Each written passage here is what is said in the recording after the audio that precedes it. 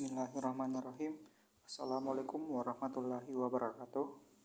Perkenalkan, nama saya Abdullah Sisyam, NIM 21030150061 dari kelas PJKR G atau PJKR 7. Di sini saya akan menjelaskan tentang pengembangan industri olahraga.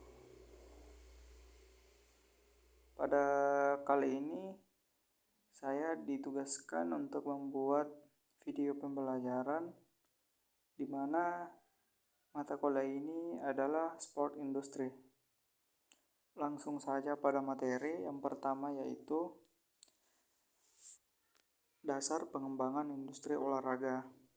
Olahraga merupakan industri yang terus berkembang. Dikatakan demikian karena olahraga dapat menyebabkan 1. Event olahraga mendatangkan wisatawan mancanegara dan wisatawan domestik. Grand Prix, Olimpiade, Piala Dunia, Asian Games, SEA Games, PON, dan lain-lain. Itu merupakan event olahraga yang mendatangkan wisatawan mancanegara. Kemudian yang kedua, ada event olahraga mendorong pembangunan infrastruktur dan pemberdayaan masyarakat. Yang ketiga, jenis industri olahraga. Pertama, produk prasarana dan sarana olahraga, misal sepatu olahraga, pakaian olahraga, bola, dan lain-lain. Kedua, jasa penjualan kegiatan cabang olahraga atau industri olahraga berbasis event. Lanjut, ada tujuan keolahragaan nasional sesuai dengan Undang-Undang Nomor 3 Tahun 2005 Pasal 4 terdiri atas 25 industri olahraga. Di sini saya cuma mencakup 8 item. Yang pertama itu memelihara dan meningkatkan kesehatan dan kebugaran. Yang kedua, prestasi. Yang ketiga, kualitas manusia. Yang keempat, menanamkan nilai normal dan akhlak mulia. Yang kelima, sportivitas. Kemudian yang keenam, mempererat dan membina persatuan dan kesatuan bangsa. Yang ketujuh, memperkukuh ketahanan nasional. Dan 8, mengangkat harkat dan martabat serta kehormatan bangsa. Lanjut kedua, yaitu ada pelaku industri olahraga. Pelaku industri olahraga adalah subjek, perorangan maupun kelompok atau organisasi, pemerintah atau swasta yang melakukan kegiatan dalam bidang industri olahraga, baik itu produksi atau distribusi dalam bentuk barang dan jasa. Pelaku industri olahraga terdiri dari pemerintah pusat, pemerintah daerah, dan masyarakat atau event organizer. Dalam Undang-Undang Nomor 3 Tahun 2005, dalam pasal 78 disebutkan pelaku industri olahraga terdiri dari pemerintah daerah, dan masyarakat. Dalam menyelenggarakan industri olahraga, para pelaku industri harus wajib memperhatikan tujuan keolahragaan nasional serta prinsip penyelenggaraan keolahragaan. Kemudian yang pertama ada pemerintah. Pemerintah sebagai penguasa tertinggi sebuah negara memiliki peran dalam kegiatan ekonomi sebagai berikut. Yang pertama, menjaga stabilitas ekonomi dengan kebijakan-kebijakan ekonomi. Yang kedua, menciptakan iklim kondusif dan sehat bagi dunia usaha dengan melakukan pengarahan, bimbingan, pengaturan, serta pengawasan dengan membuat perundang-undangan atau peraturan bersama dengan DPR yang berhubungan dengan perekonomian nasional. Yang ketiga, menyiapkan barang dan jasa yang diperlukan oleh masyarakat luas dengan melakukan produksi barang dan jasa melalui badan usaha milik negara atau badan atau BUMN. Yang keempat, membelanjakan pendapatan negara untuk keperluan kebutuhan pemerintah, salah satunya dengan melakukan pengeluaran seperti membeli barang dan jasa untuk meningkatkan fasilitas umum. Estimasi anggaran dan belanja negara kita kenal sebagai anggaran pendapatan belanja negara atau APBN. Yang kedua ada pemerintah daerah. Menurut Gemung Gilung 2016 menyatakan bahwa proses produksi dipengaruhi oleh beberapa faktor, diantaranya yang pertama Ada faktor produksi alam. Faktor ini merupakan faktor produksi pokok yang paling penting dalam rangka persiapan pengadaan dan pengembangan industri. Yang kedua ada faktor produksi tenaga kerja. Pada faktor ini yang paling penting adalah sumber daya manusia. Yang ketiga ada faktor produksi modal. Faktor ini berupa modal tetap seperti gedung, mesin, lain-lain alat-alat dan modal kerja yang paling penting. Yang keempat ada faktor produksi kemampuan berusaha. Faktor ini sangat tergantung pada kualitas sumber daya manusia. Kemudian ada masyarakat. Masyarakat industri adalah masyarakat yang menjalankan aktivitas dan memenuhi kebutuhan hidupnya dari hasil teknologi modern.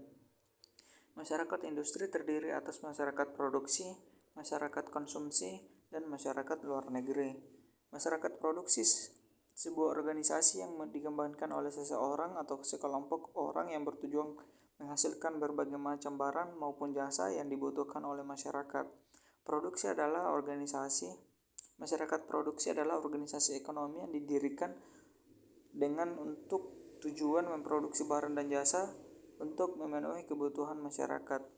Yang ketiga, masyarakat konsumsi merupakan sekelompok masyarakat atau kelompok atau individu yang melakukan kegiatan konsumsi barang maupun jasa yang dihasilkan produsen untuk memenuhi kebutuhan hidupnya yang tidak terbatas. Masyarakat luar negeri sendiri dapat diartikan sebagai masyarakat yang tinggal di luar wilayah kedaulatan negara. Adapun masyarakat produksi dalam melakukan kegiatan produksinya membutuhkan faktor produksi untuk menunjang kegiatannya. Faktor produksi tersebut antara lain bahan-bahan produksi atau SDA, sumber daya manusia atau tenaga kerja, modal, dan entrepreneurship atau pengusaha. Semua faktor produksi tersebut diperoleh dari masyarakat konsumsi.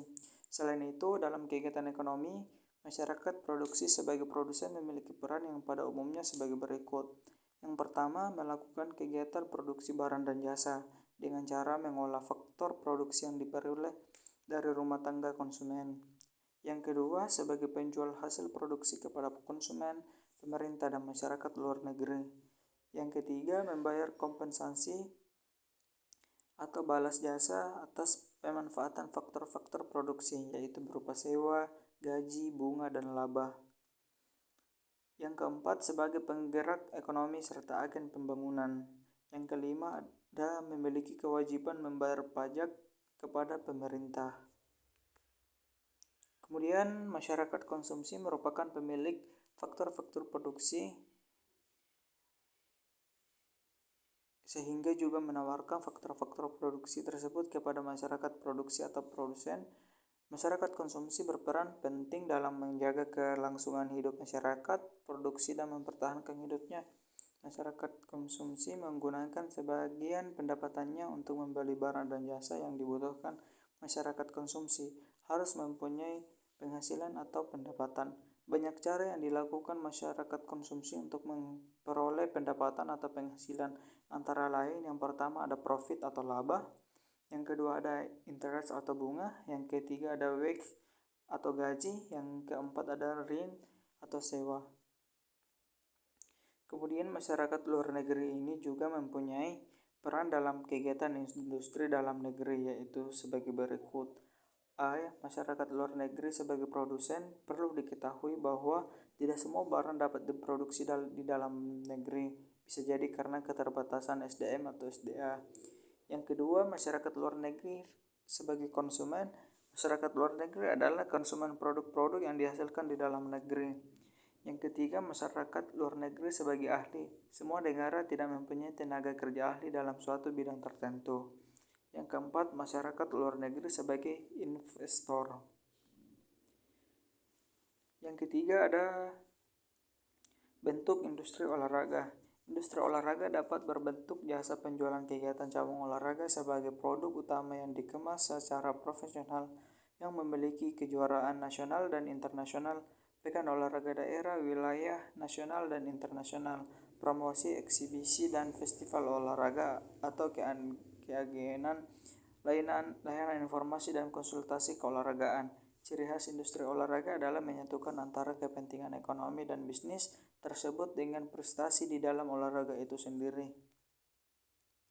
Bentuk industri olahraga sesuai dengan pasal 76 Undang-Undang Nomor 3 Tahun 2005 terdiri atas 1. Prasarana dan sarana yang diproduksi, diperjualbelikan atau disewakan. Yang kedua, jasa penjualan kegiatan cabang olahraga sebagai produk utama yang dikemas secara profesional meliputi ada kejuaraan nasional dan internasional, pekan olahraga daerah, wilayah nasional dan internasional, promosi, eksibisi dan festival olahraga, keagenan layanan informasi dan konsultansi olahraga. Kemudian ada C. Yang ketiga, masyarakat yang melakukan industri olahraga dapat bermitra dengan pemerintah daerah, organisasi olahraga, organisasi lain, baik dalam negeri maupun luar negeri. Yang keempat, dalam melaksanakan kemitraan masyarakat membentuk badan usaha. Yang kelima, memperhatikan kesejahteraan pelaku olahraga dan kemajuan olahraga. Kemudian ada yang keempat ini, pembinaan dan pengembangan industri olahraga. Dalam pasal 80 ayat 1 Undang-Undang Sistem Keolahragaan Nasional Republik Indonesia tahun 2005 dijelaskan bahwa pengembangan industri olahraga dilaksanakan melalui kemitraan yang saling menguntungkan agar terwujud kegiatan olahraga yang mandiri dan profesional, sehingga tujuan dari industri olahraga sebenarnya adalah terciptanya kemandirian dan keprofesionalan olahraga di Indonesia. Belum ada terobosan kebijakan dan inisiatif model bisnis luar biasa terkait industri olahraga di negeri ini, padahal sudah ada landasan yuridis terkait dengan pengembangan industri olahraga, yakni Undang-Undang Nomor 3 Tahun 2005 tentang Sistem Keolahragaan Nasional atau SKN. Namun undang-undang tersebut kurang diimplementasikan secara baik dan masih miskin inisiatif dan sepi inovasi. Itulah tadi penjelasan singkat tentang